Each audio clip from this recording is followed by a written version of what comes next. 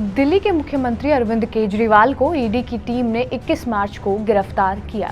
करीब 2 घंटे तक चली इस पूछताछ के बाद ये गिरफ्तारी हुई। इसके बाद उन्होंने सुप्रीम कोर्ट में अपनी गिरफ्तारी के खिलाफ अर्जी भी दी, लेकिन उसे अरविंद केजरीवाल ने वापस ले लिया है। अब उनकी पेशी दिल्ली के राउज एवेन्यू कोर्ट में होनी है, जहां उनकी गिरफ्तारी पर फैसला लिया जाएगा। इसके साथ ही इसके विरोध में आम आदमी पार्टी कार्यकर्ता देश भर में प्रदर्शन भी कर रहे हैं, लेकिन इसके बाद सवाल कई उठ रहे हैं। सवाल ये कि क्या केजरीवाल जेल से सरकार चला पाएंगे? क्या केजरीवाल को राहत मिलेगी, और अगर नहीं मिलती है तो क्या राजधानी में राष्ट्रपति शासन लागू होगा? इन्हीं चीजों के बारे में हम आपको इस वीडियो में बताएंगे। नमस्कार, मेरा नाम है रिया शर्मा और आप देख रहे हैं TV9 डिजिटल।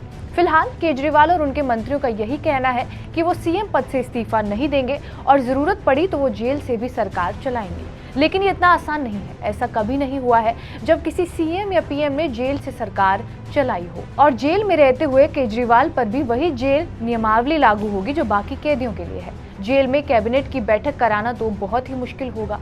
केजरीवाल की गिरफ्तारी के बाद अब इस बात पर चर्चा ने जोर पकड़ा है कि क्या दिल्ली में राष्ट्रपति शासन लागू हो सकता है या नहीं।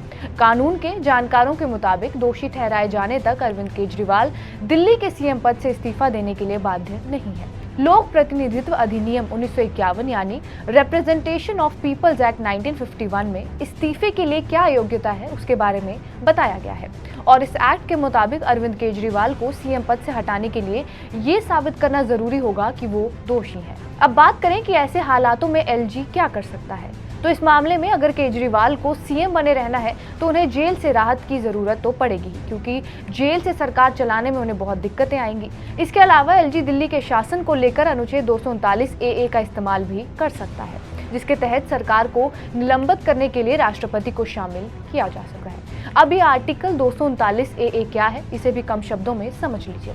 इसके तहत दिल्ली संघ राज्य क्षेत्र को राष्ट्रीय राजधानी क्षेत्र NCT ऑफ दिल्ली कहा गया है और इसके प्रशासक उपराज्यपाल यानी LG हैं। दिल्ली बाकी केंद्र शासित प्रदेशों से अलग है, क्योंकि दिल्ली की अपनी विधानसभा और मंत्रिमंडल भी है। और खास बात यह है कि दिल्ली के उपराज्यपाल यानी LG के पास बाकी क्षेत्रों के राज्यपाल से ज्यादा ताकत है। दूसरे राज्यों की तरह दिल्ली के पास पुलिस, कानून व्यवस्था और भूमि संबंधी अधिकार नहीं है। वो इनसे जुड़े कानून नहीं बना सकती है। अगर सरकार और उपराज्यपाल के बीच में कोई भी मतभेद होते हैं तो उपराज्यपाल राष्ट्रपति के पास मामला भेज सकते हैं, और दिल्ली में इमरजेंसी की स्थिति में भी उपराज्यपाल फैसला ले सकते हैं। दूसरा आर्टिकल है 239 AB।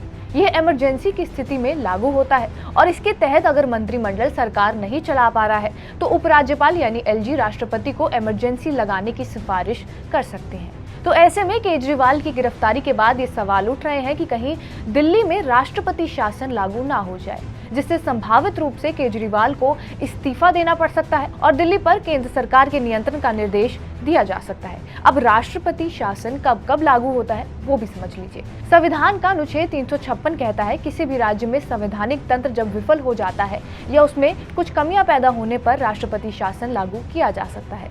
2 बातों को इसमें आधार बनाया जा सकता है। पहला, जब सरकार संविधान के मुताबिक ही सरकार चलाने में सक्षम ना हो। दूसरा, जब राज्य सरकार केंद्र सरकार के निर्देशों को लागू करने में सफल नहीं हो। राष्ट्रपति शासन लगने पर कैबिनेट को भंग कर दिया जाता है और राज्य की पावर राष्ट्रपति के पास आ जाती है। इनके आदेश पर ही राज्यपाल, मुख्य सचिव और दूसरे प्रशासकों और सलाहकारों की नियुक्ति की जाती है। बहरहाल केजरीवाल की गिरफ्तारी के बाद दिल्ली का क्या होगा ये तो आने वाले कुछ ही दिनों में पता चल पाएगा। आपका इस वीडियो पर क्या कुछ कहना हमें कमेंट बॉक्स में जरूर बताएं, और देश और दुनिया की तमाम बड़ी खबरों के लिए बने रहे हमारे साथ TV9 डिजिटल पर।